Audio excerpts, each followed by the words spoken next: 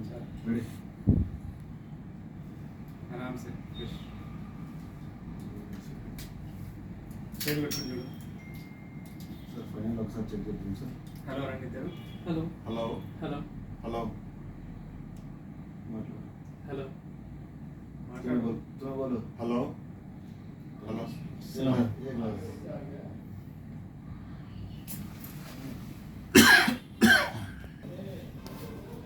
अब बुक को चेक किंदे पे 3 2 1 स्टार्ट. నమస్తే, welcome to TV 786 news channel. ఈరోజు మనం జిఎంసి భాషా గారితో ముఖాముఖిలో ఉన్నాం. నమస్తే సార్. నమస్కారం. సార్, అసలు జిఎంసి భాష అంటే ఏంటి, మీకు ఆ పేరు ఎలా వచ్చింది? నా పేరు యాక్చువల్గా ఎస్కే భాష అండి. జిఎంసి అంటే గుజరాత్ మహారాష్ట్ర క్యారెట్ ట్రాన్స్పోర్ట్. ఇది ఓకే. గుజరాత్ మహారాష్ట్ర మాకు సర్వీస్ ఉండేది, లారీలు ఉండేవి, సొంత లారీలు, సొంత ట్రాన్స్పోర్ట్. ఓకే.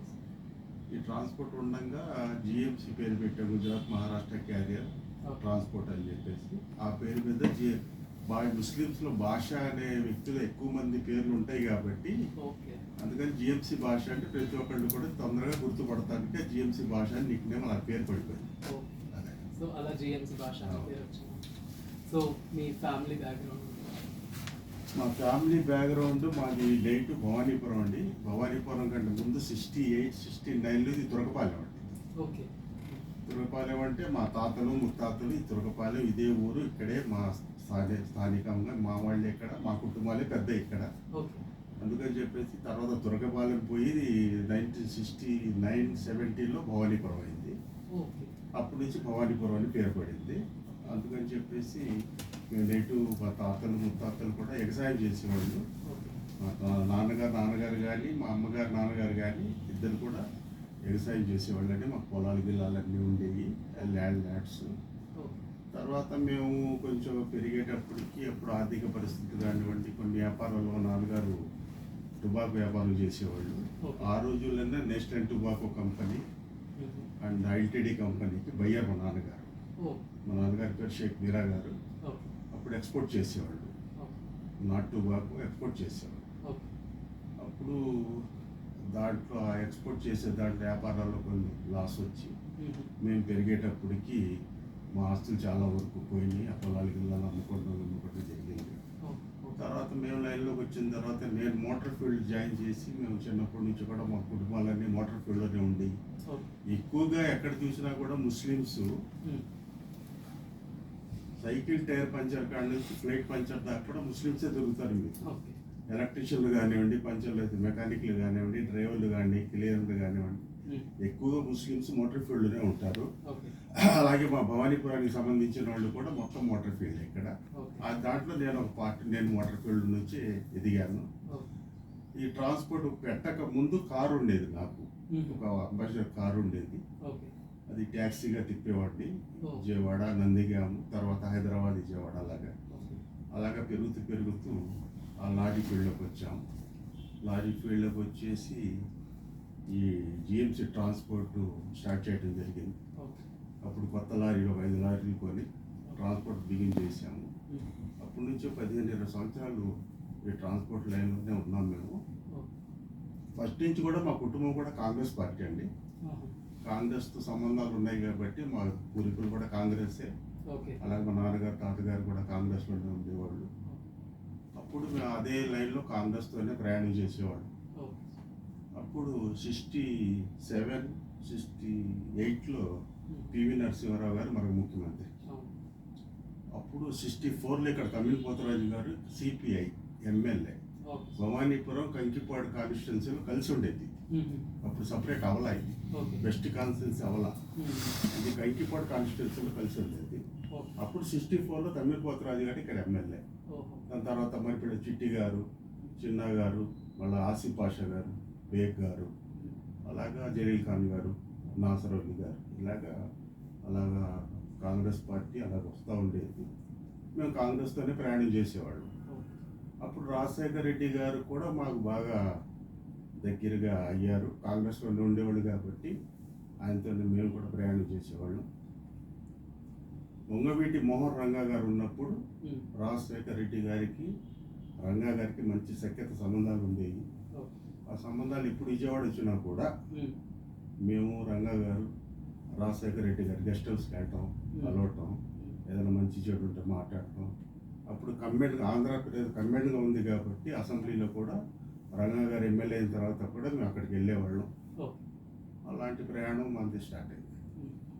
సో ఒకవైపు కష్టపడుతూ ఎదిగి ఒకవైపు కాంగ్రెస్కి సపోర్ట్ చేస్తూ, సో రాజశేఖర రెడ్డి గారితో మీకు ఉన్న ఇంకా అనుబంధం ఎటువంటి? రాజశేఖర రెడ్డి గారితో అనుబంధం పార్టీ పరంగా ఏ పని వచ్చినా కూడా విజయవాడ వచ్చినప్పుడు మేము పనిచేసేవాళ్ళం.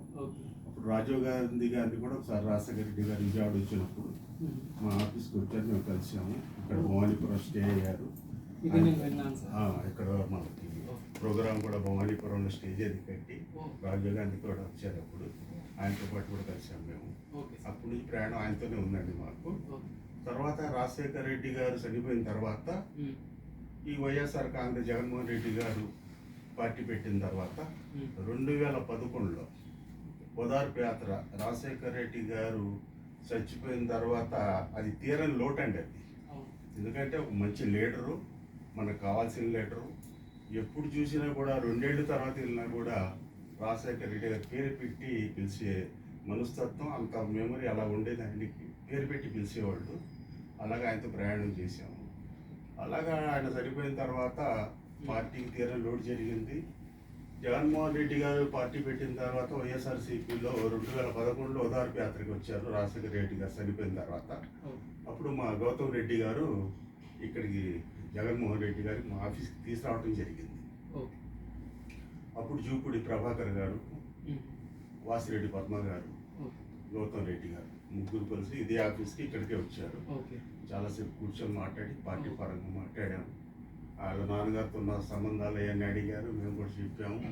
తర్వాత మన జగన్మోహన్ రెడ్డి గారు ఇక్కడికి వచ్చిన తర్వాతే నేను వైసీపీకి జాయిన్ అవ్వడం జరిగింది. అప్పటి నుంచి ఆయనతోనే ప్రయాణం చేస్తున్నాము. తర్వాత 2014లో జలీల్ ఖాన్ గారికి, కోనేరు ప్రసాద్ గారికి పనిచేసాము. అప్పుడు కోనేరు ప్రసాద్ గారు ఓడిపోవడం జరిగింది, జలీల్ ఖాన్ గెలిచారు. తర్వాత జలీల్ ఖాన్ గారు గెలిచిన తర్వాత మళ్ళీ ఆయన టీడీపీకి వెళ్ళడం జరిగింది. అప్పుడు మనమే కొంచెం డిస్టర్బ్ అయ్యాము. ఈ బ్యానర్ మీద వైసీపీలో గెలిచి ఆయన మళ్ళీ టీడీపీకి వెళ్ళాడని చెప్పేసి కొంచెం డిసప్పాయింట్ అయ్యి కూర్చొని సరే జగన్మోహన్ రెడ్డి గారు ఓదార్పు జాతరకు వచ్చిన తర్వాత మళ్ళీ ఆయనతో కలిసిన తర్వాత వాళ్ళ నాన్నగారు పరిచయాలు, ఆ నాన్నగారు ఆ ఫ్యామిలీతో ఉన్న మాకు సంబంధం కానీ ఆ రిలేషన్ కానీ అప్పటి నుంచి ఉంది కాబట్టి మా మనసులో కూడా జగన్మోహన్ రెడ్డి గారితో ప్రయాణం చేయాలని అనుకున్నాము. ఆయనతోనే ప్రయాణం చేస్తాం, ఇప్పుడు అది చేస్తున్నామండి. సో అలా వైఎస్ఆర్సీపీకి జాయిన్ అయ్యాము. సో జగన్ గారు మీకు ఒక మంచి పొజిషన్ ఇచ్చారు, మీరు దాంతో సంతృప్తి చెందుతున్నారు. ఎమ్మెల్సీ ఇస్తారని ఒకటి అనుకున్నాం. ఏదండి ఎమ్మెల్సీ అనే పొజిషన్?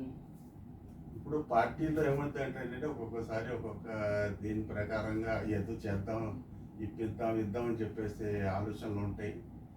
పార్టీ పరంగా ముఖ్యమంత్రి గారికి కూడా చాలా ఒత్తిళ్ళు ఉంటాయి. దాంట్లో మనకి రావాల్సింది ఏదో ఎమ్మెల్సీ ఇస్తారని చెప్పేసి అనుకున్నారు. అయినా సరే మేము ఎమ్మెల్సీ ఇచ్చినా ఇవ్వకపోయినా పోస్టు గురించి మేము పార్టీలో జాయిన్ అవ్వలేదండి. రాజశేఖర రెడ్డి గారి తనయుడికి మనం పనిచేయాలి. రాజశేఖర రెడ్డి గారు చేసిన మేలు మనం ఎప్పుడూ మర్చిపోలేము. ఎందుకంటే 4% రిజర్వేషన్ ఇచ్చిన ఘనత అది రాజశేఖర రెడ్డి గారికి దక్కింది. ఇవాళ ముస్లిం పిల్లలు ఇంజనీర్లు కానీ, ఎంసీఏ కానీ, డాక్టర్లు కానీ అవుతున్నారంటే ఆయన పుణ్యమే. అది ముస్లింలో ప్రతి ముస్లింలో కూడా నాటుకుపోయి ఉంది. అలాగే నేను కూడా ఎడ్యుకేషన్ లైన్లో ఈ మోటార్ ఫీల్డ్ తర్వాత 95లో నేను ఎడ్యుకేషన్ లైన్లోకి వెళ్ళిపోయాను. ఎడ్యుకేషన్ లైన్లోకి వెళ్ళిపోయిన తర్వాత అసలు ఎడ్యుకేషన్ అంటే ఏంటి, మోటార్ ఫీల్డ్కి ఎడ్యుకేషన్కి సంబంధం లేని మ్యాటర్. అలాంటిది మనం ఎడ్యుకేషన్ లైన్లోకి వెళ్ళిన తర్వాత ఎడ్యుకేషన్ గొప్పతనం, ఎడ్యుకేషన్ పిల్లలకి, మా పిల్లలు చదువుకోలేదు, మేము కూడా చదువుకోలేదు, మేము కూడా మోటార్ ఫీల్డ్లో ఉన్నాం, మా పిల్లలు కూడా ఈ లైన్లోకి రాకూడదు, మా పిల్లలు కూడా చదువు చెప్పాలి అని చెప్పేసి అనుకున్నప్పుడు రాజశేఖర రెడ్డి గారికి 4% తీసుకొచ్చారు. అప్పుడు ఆయనకి దానికి మనం ఇంప్రెస్ అయ్యి మా పిల్లల్ని వాళ్ళ డాక్టర్లు ఇంజనీర్లు అవుతున్నారంటే ఆయన కొన్ని అన్ని దానాల కన్నా విద్యాదానం విద్యాదానం గొప్పది అంటారు కదా, అలాగే విద్యాదానం ఆయన చేసి వెళ్ళిపోయారు. ఓకే. దానికంటే మించి మ్మ్. ఇవాళ తన తైనయుడు జగన్మోహన్ రెడ్డి గారు నాడు నేడు కానీ ఇంగ్లీష్ మీడియం కానీ మ్మ్. గవర్నమెంట్ స్కూల్స్ కూడా ఇవాళ నో వేకెన్సీ బోర్డు పెడుతున్నారు అని చెప్పేసి అంటే ఆ ఘనత గొప్పతనం జగన్మోహన్ రెడ్డి గారు. ఎందుకంటే ఇవాళ చంద్రబాబు నాయుడు గారు ఉన్నప్పుడు ఒక మురికి దొడ్డి కూడా కట్టలేని పరిస్థితులు స్కూల్స్ ఉన్నాయి. ఇవాళ మీరు స్కూల్స్ వెళ్ళి చూడండి, నాడు నేడు స్కూల్స్ అంతకుముందు ఎలాగున్నాయి, ఇప్పుడు ఎలాగున్నాయి. ఇంగ్లీష్ మీడియం పిల్లలు ఎలా చదువుకుంటున్నారు, ఇంగ్లీష్ మీడియానికి ఏం కావాలనేది జగన్మోహన్ రెడ్డి గారు ఏం చేస్తున్నారు అనేది మీకు క్లియర్గా కనపడిపోతుంది. ఇవాళ ఓపెన్ సీక్రెట్. సో మైనారిటీ సంక్షేమాల గురించి ఇంకేమైనా? మైనార్టీ సంక్షేమ కార్యక్రమం జగన్మోహన్ రెడ్డి గారు చేసినట్టు ఏ ముఖ్యమంత్రి కూడా చేయలేదు. ఎందుకంటే దీనికి నిదర్శనం హజ్ కమిటీ ఎగ్జాంపుల్ తీసుకోండి. ఓకే. హజ్కి వెళ్ళే వాళ్ళు లాస్ట్ హజ్కి వెళ్ళే టైంలో 80,000 రూపాయలు మక్కాకి వెళ్ళటానికి హైదరాబాద్కి ఇక్కడికి 80,000 రూపాయలు టికెట్స్ తేడా ఉంది. ఓకే. అప్పుడు హజ్ కమిటీ చైర్మన్ గారు అమ్జద్ బాషా గారు శృతి ఇరానీని మా ఢిల్లీలో కలిసి ఈ టికెట్ వ్యవహారం గురించి 80,000 రూపాయలు హైదరాబాద్కి ఇక్కడికి ఇంత తేడా ఉంది కదా, పేద ముస్లిమ్స్ వెళ్ళాలంటే ఇబ్బంది పడతారండి. అక్కడికి వెళ్ళి మాట్లాడితే ఇది మన చేతిలో మన పరిధిలో లేని పని అనేది, ఎయిర్పోర్ట్ వాళ్ళే ఎయిర్పోర్ట్ అథారిటీకి ఇచ్చేసాము, అది ఆ టికెట్ల ద్వారాగా వాళ్ళు రేట్ ఫిక్స్ చేసింది, అది మనం ఏం చేయలేమని చేతులు ఎత్తేసాం. అలాంటప్పుడు ఇమీడియట్గా అక్కడి నుంచి అమ్జద్ బాషా గారు హజ్ కమిటీ చైర్మన్ గారు గౌసుల్ ఆజం గారు జగన్మోహన్ రెడ్డి గారికి తెలియపరిస్తే ఇమీడియట్లీగా ఆ 80,000 రూపాయలు టికెట్కి తేడా ఏది ఉందో అది మేము పే చేద్దాం, మీరు వచ్చేయని చెప్పేసి 14.5 కోట్ల రూపాయలు ఇమీడియట్లీగా 2 రోజుల్లో రిలీజ్ చేసిన ఘనత జగన్మోహన్ రెడ్డి గారు. ఇంకా అంతకంటే సంక్షేమం ఏంటి? ముస్లిమ్స్కి ఏం కావాలి? చంద్రబాబు నాయుడు గారు గవర్నమెంట్ ఎంతమంది ముస్లిమ్స్ ఎమ్మెల్యేలు ఉన్నారు, ఇవాళ ఎంతమంది ఎమ్మెల్యేలు ఉన్నారు? లాస్ట్ టైం 2019లో 5 ఎమ్మెల్యేలకు ఇచ్చారు జగన్మోహన్ రెడ్డి గారు, 4 ఎమ్మెల్సీలు ఇచ్చారు, 10 మంది చైర్మన్లు ఇచ్చారు, మైనార్టీ చైర్మన్లు, ఉర్దూ అకాడమీ కానివ్వండి, వక్ఫ్ బోర్డు కానివ్వండి, హజ్ కమిటీ కానివ్వండి, ఇలాంటి ఎన్నో చైర్మన్, మైనార్టీ ఫైనాన్స్ కార్పొరేషన్ చైర్మన్లు, ఇవన్నీ ఘనత ఆయనదే కదా. మైనార్టీ అనేది ఎక్కడ చూడలా, ప్రతి కులస్తులకు కూడా న్యాయం జరిగేటట్టు చేసేటటువంటి ముఖ్యమంత్రి ఎవరైనా ఉన్నారా అని చెప్పేసి అంటే అది జగన్మోహన్.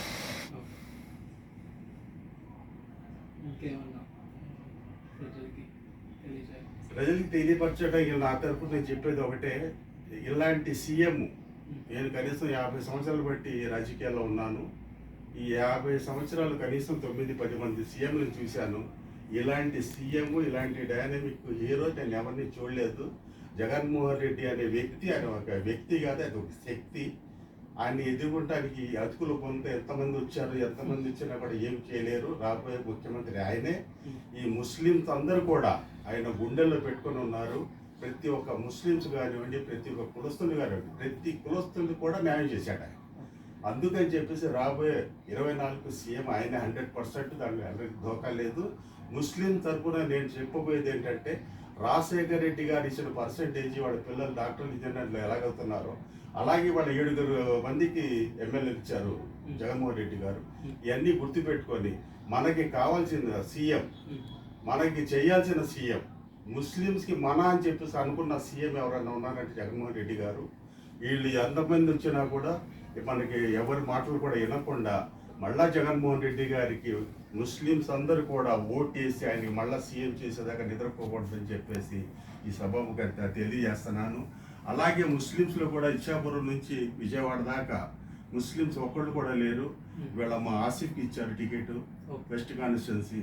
ఆయన్ని కూడా మేము మంచి మెజార్టీతో, ఆయనకి మన కేసీఆర్ నాని గారు ఎంపీకి, ఇద్దరిని కూడా మంచి మెజార్టీతో మేము గెలిపించుకుంటాం. సో ఈసారి మళ్ళీ వైఎస్ జగన్మోహన్ రెడ్డి గారు వస్తున్నారని కన్ఫర్మ్గా 100% దాంట్లో ఎలాంటి ధోకా లేదంటే దానికి ఆలోచనే లేదు. ఎంతమంది వచ్చినా కూడా ఆయనకి ఏం చేయలేరు, ఆయనే ముఖ్యమంత్రి 100% దంకా పదంగా చెప్తున్నాను. All the very best sir.